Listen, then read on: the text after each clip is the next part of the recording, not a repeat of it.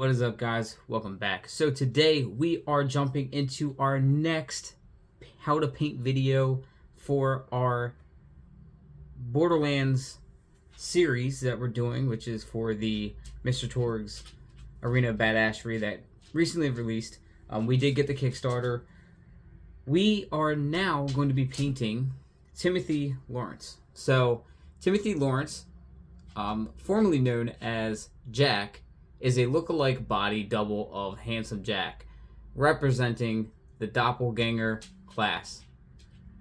And he is the fifth player, or the fifth playable character in Borderlands, the pre-sequel. He did come out as a DLC. And his skill summons two Digijacks to fight for him. So the box that I got, which was for the Kickstarter, also came with two Digijacks. I'm leaving them completely clear blue because that's what they're like, see-through blue. I'm not going to paint the ground on it or anything like that. I just left them the way they are because it is just a skill-based model. We're going to paint him up, though. So Timothy also appears in Borderlands 3, which was the Moxie's heist of Handsome Jackpot, and he was like a big deal in that DLC. So I'm kind of excited, one, to have a Jack miniature. Yes, this is technically a doppelganger, but I can use him as a Jack if I want to, and buy bunkers and badasses. So yeah, I'm gonna stop talking. We're gonna jump over. We're gonna give him a good prime, and then we'll be ready to dry brush and start painting.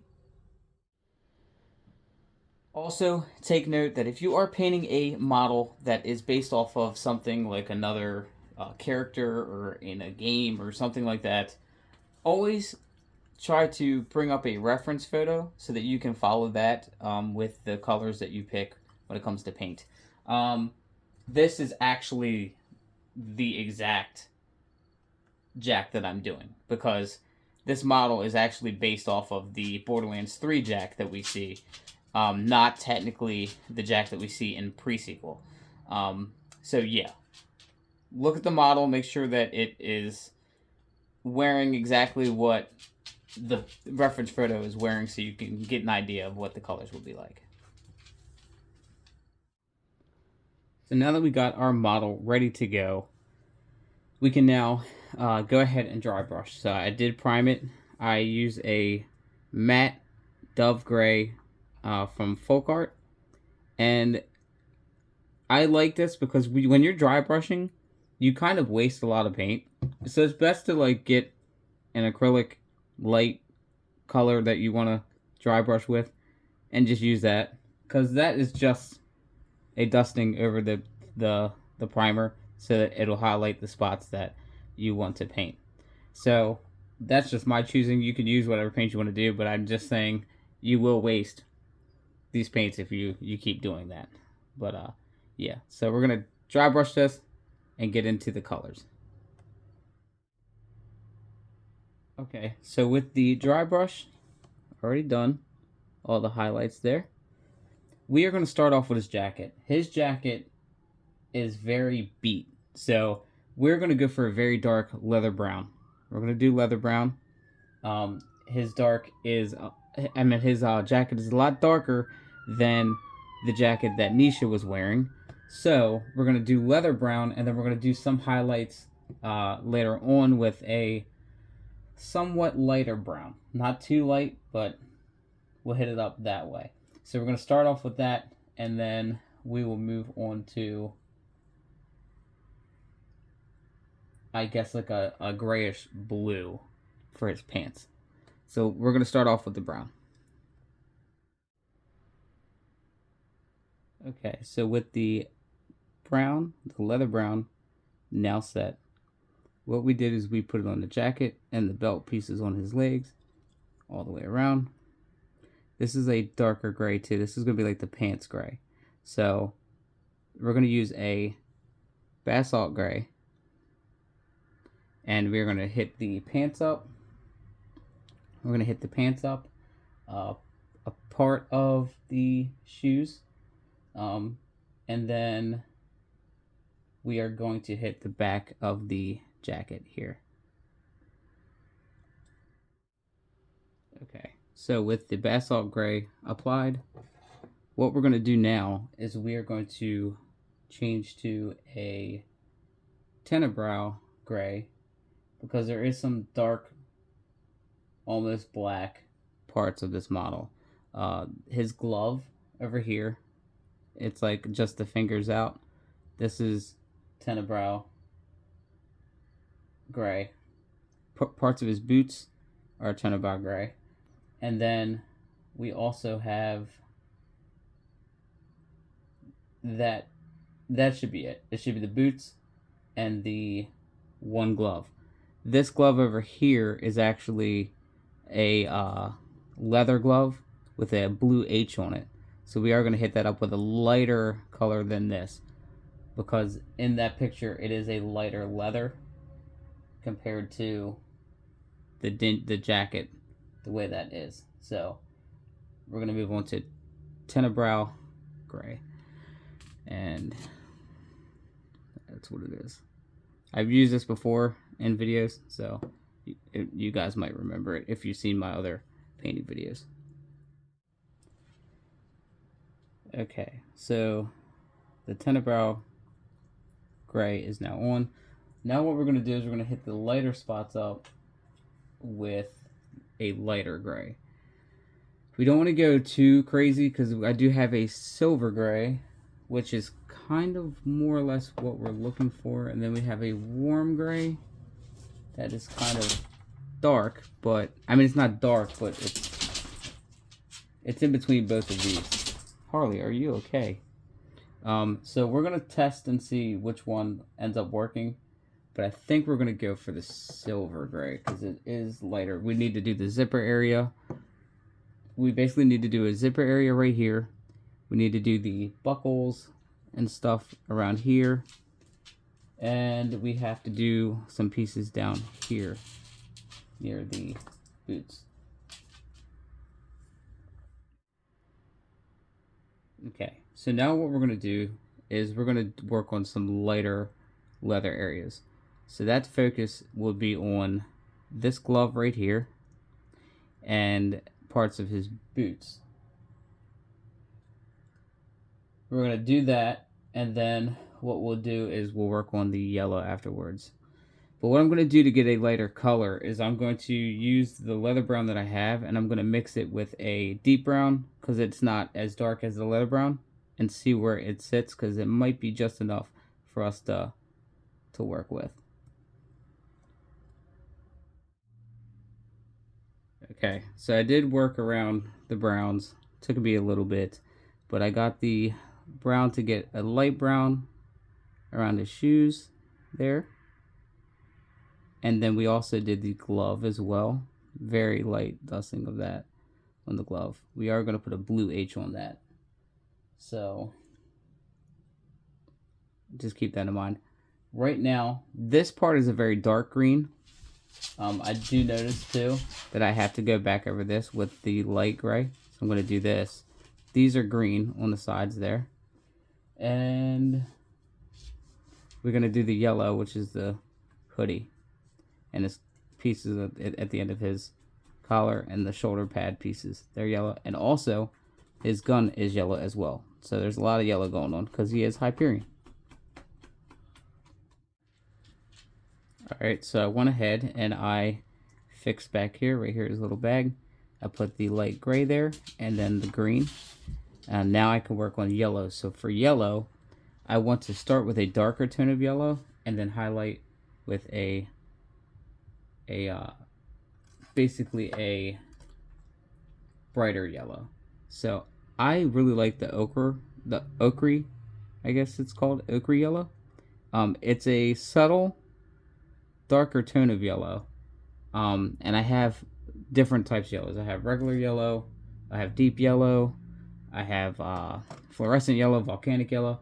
I think what we're going to do is we're going to go back over with a volcanic yellow to get the high raised area after we go ahead and do a not a wash, but a glaze of maybe another yellow. It might be Gravelord Gray, because I really like using Gravelord Gray. But it might kill that tone too much, so we'll have to find out, basically.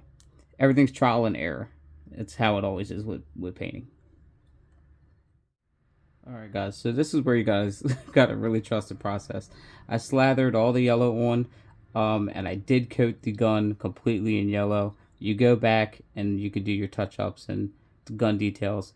I'm not worried about this being so see-through, but you do want to hit up, if you're painting with yellow, you do want to go over a couple coats, because yellow is more difficult to paint, because it goes on very, like, you can see through it, basically. Like, it's, you have to get a good bold yellow, you have to do multiple coats of yellow. So just keep that in mind. With this model, there is a decent amount of yellow and very tight crevices. So you do have to go in between the jacket here, and you do have to go around the head, around the face, on the jacket. So just be steady, take your time, and you should end up working out pretty fine. Last, we are going to work on the skin tone. The hair I'm going to do with the speed paint, get it over with, done with, and it'll look perfect. The skin tone, though, we are going to go first with a brown rose, completely cover all the skin, and then we're going to touch up all the higher areas and basically around the recesses with a pale sand. Pale sand would be pretty good to use.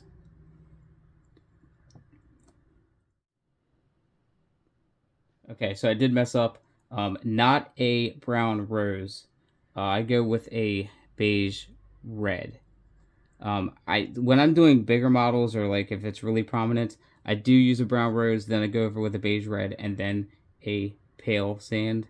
But with it being just his hand and his face, and he's already wearing a mask, which is the Jack mask, which is flesh color, but you want to just use like the two-step. It'll just be a lot easier. So I'm going to use a beige red and pale sand. Okay, with that said and done, you want to now use speed paints if that's what you want to do. You can also do his hair dark brown if you want to do, if you don't have any speed paints, but I like to glaze the rest of my model. I do like like when I do use that paint for hair, it's like perfect for hair. So I'm going to do a dark brown for that, and then we're going to put the rest of the model is going to be just drenched in, well, not drenched, but we're going to put Gravelord Gray on the rest of the model. Everything else except for skin, don't touch the skin with Gravelord Gray, and we'll see where we're at. Alright, he's definitely coming together now. We are going to now work on highlights. We can work on the gun later on, it's fine. We're going to work on his highlights. So, how I'm going to do this is, I have a mixed color of brown. I'm going to use that to do my highlights for the leather. That was basically a deep brown and the leather brown mix. So that's going to be my highlight area for the jacket. What I'm going to do for the yellow spots is I'm going to use a volcanic yellow. It's very vibrant, so that would work out pretty well. And then we have that H on his glove here. We do have to add the H here. Yes, the Gravelord Gray did kill the gun a lot, but it's fine because it's a gun. Like, it's perfectly fine. And once I hit the different spots with that volcanic yellow, it'll be fine. We do have to hit that blue area, that one little blue area, which is right here. It's a very, very light blue, so I'm thinking it's more or less like a sky blue, and I'm gonna have to dab a little bit of the pastel blue in there because it is very, very bright in that picture. So we'll have to see how that goes. Also, I'm going to take a little bit of a deep green. I did use a dark green before, and I'm just going to touch these up as well because there is a little bit of green there. So I want to make sure that I do that. And you guys can hear Harley in the background. And then with the gray, I'm just going to try to use the same type of gray that I was using, which is basalt gray. Now that it's dyed down with the Gravelord gray, I can go over with the same gray, which would then be lighter at that point. So by the end of this, you'll see that all done with the highlights. And then we'll find out what we're going to do for the ground. I did use a Rhinox hide for the ground last night. And then I go over with a light earth. A light earth paint. And then I add the flock. And there you guys have it. He is basically finished. So all I have to do now is add some of the little green flocking around his feet area, and this miniature will be completely finished.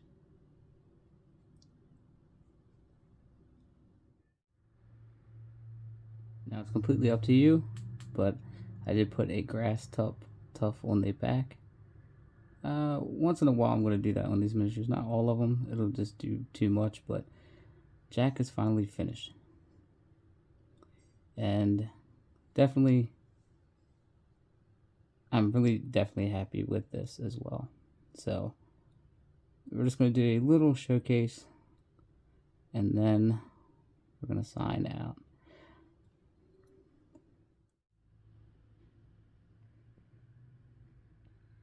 I'm actually pretty shocked that I've been getting through at least one of these miniatures a day. I'm going to try to keep up with that, having a daily upload of making these paint jobs.